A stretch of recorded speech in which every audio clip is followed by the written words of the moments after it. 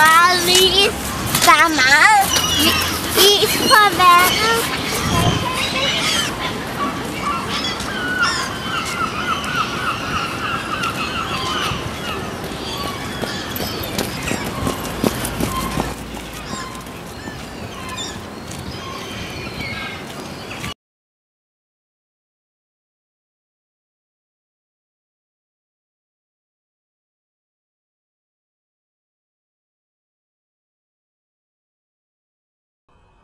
Tag nu den ost.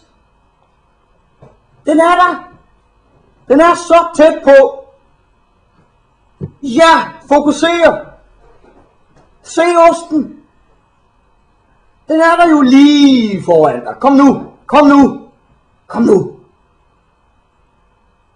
Nej, hvor er det flot. Kan du lugte den? Kan du lugte osten? Kan du se den? Det er nok. Så er du der. Lige ved. Tag osten. Tag den så. Den er jo lige foran dig. Lige foran snuden. Kan du så få gang i de pedaler? Den har du lige foran dig. Så kører vi rundt og rundt.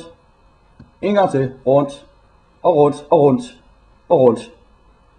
Lige ud, rundt.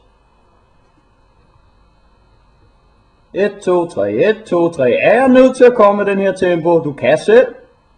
Kør den ind i hovedet. Fokuser. 1, 2, 3, 1, 2, 3, 1, 2, 3. Nu er den der.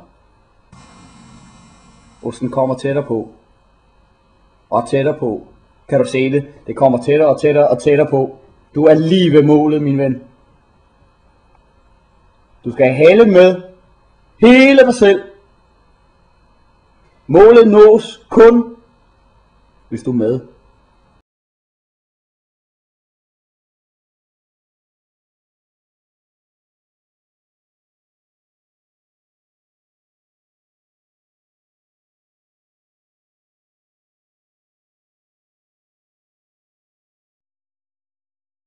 Hvis man kan se det.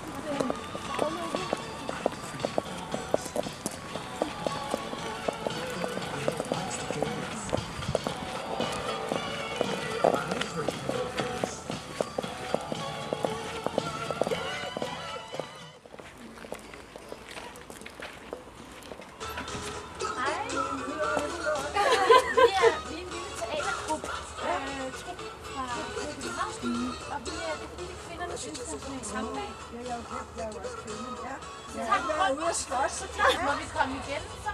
Ja, hvornår? Ja, så kan vi prøve at vi kan lige få de andre hjem imens. Ja. Det er også være, det er en spist. Ja, det var fordi, at vi var nogen, der skulle være hjemme. Ja. Det var jo også en sjov tanke. Nej, ved I hvad? Jeg er også ved at kigge på det nu. Okay. Ja. I ser søde ud. Ja, tak.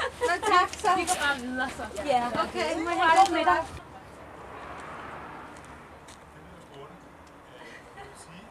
Det synes jeg kunne være helt målet. Du kan godt huske, at jeg fortalte dig før om soveværelset. Ja. Men vi har sådan set lavet stykket, så vi kan opføre os i hvilket som helst soveværelse. Ja, men det er fint.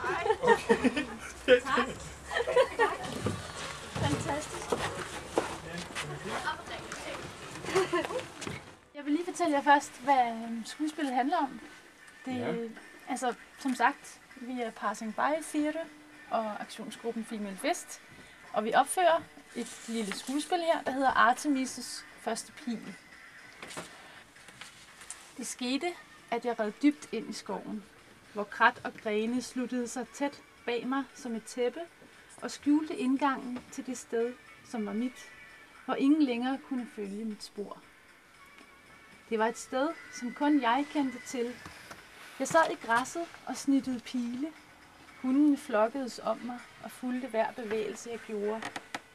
En lyd, som de ikke kendte til, og de stivnede og rejste ørerne og vendte snuderne mod det sted, lyden kom fra.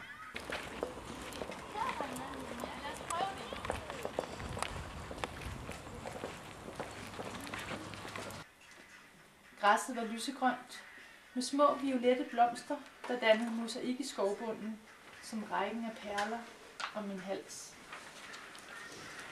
Jorden var svampet, våd og fugtig. Her løb en lille bæk med klart koldt vand, og der var frøer i massevis. Og fugle kom til for at bade i søen, og der var kerner nok til os alle. Det var min verden. Klokken havde lyttet. Det var en lille pige. Han havde haft hænderne om hendes strube. Han havde tvunget hende til at se på sig, da jeg nåede frem.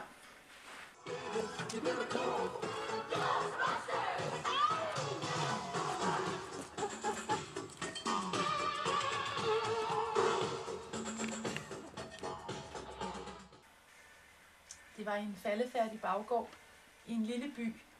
Han stod med ryggen til. Det var tørt og støvet, mennesketomt. Han prøvede at holde hende fast. Jeg lod med det samme mine hunde angribe. De omringede ham, trængte ham op i en krog og viste frådende deres tænder. En forkert bevægelse, og de ville springe på ham. Pigen løb væk, så hurtigt hun kunne. Jeg indhentede hende. Hvem er du? Spurgte hun. Jeg er Artemis, svarede jeg. Manden lå på ryggen og gispede efter vejret.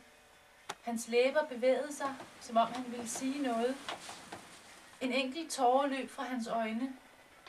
Hvad tænkte han, da han for et øjeblik siden havde holdt pigen fast og havde tvunget sig adgang til hendes blik? Der måtte komme en dag, hvor det ikke kunne blive ved. Hvad er det, der gør, at en mand mener at kunne tvinge sig til et andet menneskes blik? Jeg hørte klokken, da den ringede.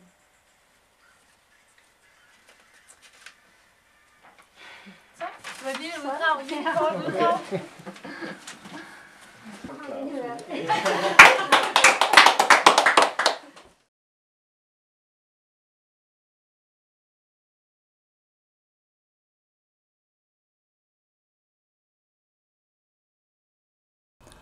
I dag er det hos Andersens fødselsdag.